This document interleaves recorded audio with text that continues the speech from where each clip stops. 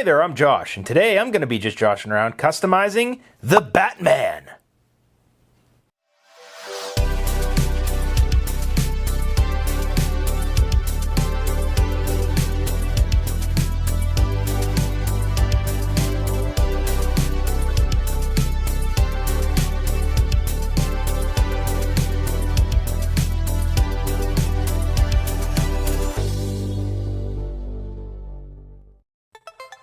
This is the 12-inch action figure of the Batman, and it was made by a company called Spin Master, which I have to admit I've never really heard of before.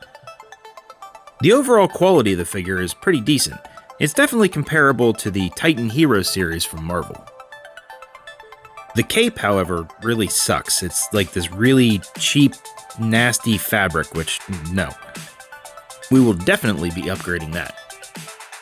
The first step I'll be taking, well, besides ripping off that nasty cape, is to cut away whatever this is around his neck. It's like some weird thing they put on there to build up around the neck for the cape. I don't really get it. Regardless, it's gotta go. I sliced it all up with a cutting disc on the rotary carver, and then just chipped it away with a screwdriver. The next thing to do was to try to shape the ears a little bit on the cowl. The stock ones on the figure here are just too thick, so I'm just shaving them down using an X-Acto knife. Now, even though I'm making them thinner, I really was hesitant about making them look exactly like they do in the movie, because to be honest, that is my biggest complaint about the costume from this new movie. The bat ears on the cowl just look too skinny. They look like little antennas sticking off his head, and I'm not a big fan. I mean, other than that, I think the costume looks really cool. The next thing I did was to make the seams between the sections on the cowl a little more pronounced. And I did this by once again using the X-Acto knife and a wood carving chisel. Once that was done, I moved on to applying crazy glue to all of the joints, because I want this figure to be more of a statue than a toy. I applied a lot of glue, and I moved the pieces around quite a bit because I was trying to get it all through every joint. Which I accomplished, but I also got it all over both of my hands. After the glue was dry and the figure felt really solid, I started applying some modeling clay. This is of course to fill in all of the seams, cracks, and voids on the figure, such as around the head here, and the shoulders, the arms, the legs, and of course the crotchular region. Wait a minute, is crotchular a word? Well, I guess it is now. After the clay was all in there, I smoothed it out using a damp cloth. This usually works out pretty well for me to get the clay nice and smooth and flush with all the seams. So I figure if it ain't broke, then don't break it. Anyway, this is just basically more of me rubbing the figure, so let's just fast forward through it. Alright, that's better. Now this is where the customization really starts to take shape. I'm rolling out this little blob of clay and then trimming it down, and it'll be used for his collar. To make it stick, I just applied a little bit of water on the edge and then stuck it into place. Once it was on there, I just applied a little bit more water with a Q-tip to, make it stick. Next, just like a high-powered businesswoman from the 80s, this guy needs some shoulder pads. Now, to be fair, this figure already had shoulder pads, but they weren't substantial enough for me, so I had to build them out using some clay. So I rolled a lump out flat, cut it into shape, and then applied it to the shoulders. Once the pads were dry, I began to add details to them using the X-Acto knife and some carving chisels. This really wasn't difficult to do. I just took my time and things began to take shape quite nicely. Like I already mentioned, I really like this batsuit. And one of the nice details about it is that it has a lot of layers. So I tried to highlight that as much as I could here. The biggest problem that I had with making these shoulder pads was just getting them to match. There are a couple spots that I made one section just a little bit too big, or else I made the lines a little crooked, so I just had to work at it until I got them close enough. Once the carving was done, I gave the pads a gentle ribbing. I added, ribs to them. Or are they fins? I don't know, it doesn't really matter. The point is that I made them look like it does in the movie. I got them to stick with, water once again, because it's basically like crazy glue for clay. One might even say it's like clazy glue. You know, like crazy glue for clay.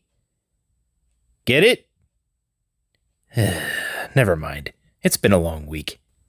Anyway, it's time for painting. I covered the face part and the eye parts with some sticky tack to protect them from the paint, and then I applied a coat, or make that 2 coats, of gray primer over the entire figure.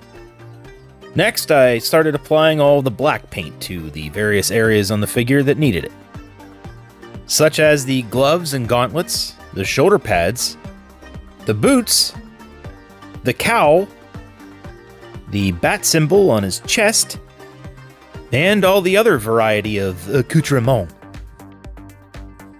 Next up, just like a high-powered businesswoman from the 80s, I gave this guy some lip liner. Actually, I'm just adding some color to his lips, just to make it look a little more realistic. And to do that, I'm using these really fancy schmancy colored pencils that I got a while back that I haven't gotten to use yet, so that was fun. They're called Ink Tense, because they're like ink, and they're intense. I'm not the only one making stupid puns here, people. Once the lips were done, I used a darker shade to add a little bit of detail to his booger holes and then add some shading to his face as well.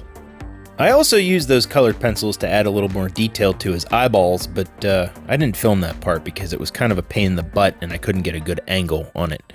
Regardless, I had some decent results there, as you can see. The eyes look pretty okay. Next up, just like a high-powered businesswoman from the 80s, this guy needed some body armor. To accomplish that, I mixed up some black and gray paints along with some silver pigment powder, and I got what you see here, which is kind of like a gunmetal look, and I think it looks pretty cool. I gave a solid coat to everything on the upper body, and on the legs, I just kind of dry brushed it over it because it looks like it's more of a fabric-y type of armor.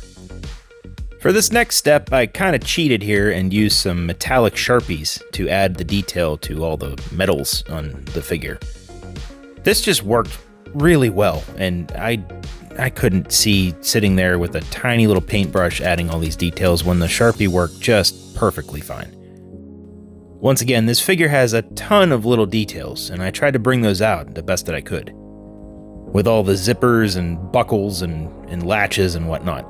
One thing that I think is really cool about this suit is the built-in storage on the gauntlets here. They look like crossbow bolts or grappling gun bolts, something like that. I'm sure we'll find out in the film. But either way, they just look really cool. And the other thing that I find just completely awesome is that it has retractable grappling guns built into the insides of the gauntlets, and that is just one of the coolest things I've ever seen. I had no idea about that until I bought this figure and actually saw it up close. Now that all the details are painted on, I'm gonna attempt to cover them all up with some nasty shoe polish. Well, not exactly, you know the drill. This just adds a lot of muck and dirt and grime to the costume and makes it look way more realistic. And finally, after wiping away the excess shoe polish, I added some silver dry brushing details to all the armor, focusing mainly on the chestal region, and specifically on that bat symbol, which I am genuinely curious about. Is it actually part of the gun that was used to kill his parents when he was young? I don't know, we're gonna find out. Next up, just like a high-powered businesswoman from the 80s, this guy needs a cape. To make it the right shape and size and shape, I applied some clay to his neckline there to press it in and get some detail. And I'm going to use that as a template. For the cape itself, I went to Joann Fabrics and purchased some black pleather cosplay fabric. You know, it's the kind of stuff that you might see at like a comic convention or church. Either way, it's pretty cool stuff, but it's not exactly cheap. Regardless, I don't know who this Joann character is, but she does a good job with fabrics. As you can see here, I used the clay template to mark the area for cutting. Once the cape was all cut out, I applied a couple different shades of acrylic paint to an old lid there and mixed it up and just applied it to the cape to make it look, extra crappy and dirty. I smeared it all over the bottom on both sides and wiped away some of the excess. Then I took the X-Acto knife and just cut a little bit of slits and damage into the bottom of the cape as well. And finally, it was time to attach the cape to the figure. And to do this, I'm using some crazy glue all around the collar area, and then I'm going to stick the cape on, line it all up, and press it firmly into place. For the front, I wanted it to look pretty specific on how it was attached, so I trimmed away the excess and then folded the cape up and over the shoulder, and then repeated that on the other side. And then this figure and customization was all done. I can't tell you how happy I am with the results I got on this figure. Well, that's a lie. I can, and I'm going to. I really like how it turned out. I think there was a lot of really good existing detail in this figure. It just needed to be brought out and exemplified in a way. I'm very happy with how both the cape and the shoulder pads turned out, and I think it really adds to the figure overall. The figure itself is definitely not perfect. I wouldn't call the mold quality amazing or anything like that, and some of the shapes and proportions are just a little bit off. Like his waist is just a bit too skinny, his forearms are just a bit too big, and his legs are, let's just put it this way, he's never skipped leg day. But besides that, I'd say that Spin Master did a pretty good job with these figures. And it certainly made my job a little easier to take it from what it was to what it is now. Well, this is now the 4th time that I've felt the need to make a video about customizing a Batman figure, and let's be honest, there's probably no end in sight. And you might be thinking, hey Josh, why don't you get a new shtick? Well, all I can say is, can you blame me? If they keep making new incarnations of Batman, and corresponding toys to go along with said new Batman, then I'm probably going to keep customizing them. Regardless, I really like how this one turned out. I'm a big fan of the style of the suit. It looks like some sort of futuristic body armor, and I really like that. And it reminds me of the Arkham games, which is really cool. This figure had a lot of really cool detail that I just had to bring out a little bit. And it's not the highest quality figure, but overall, I'm really happy with it. But what do you guys think? Let me know in the comments below. I hope you enjoyed this video and you found it helpful in some way. And if you did, maybe give me a thumbs up and share it with somebody. And be sure to check out some of my other stuff that's going to pop up here in a moment. Well, that's it for this one. Thanks for watching, and I'll see you next time.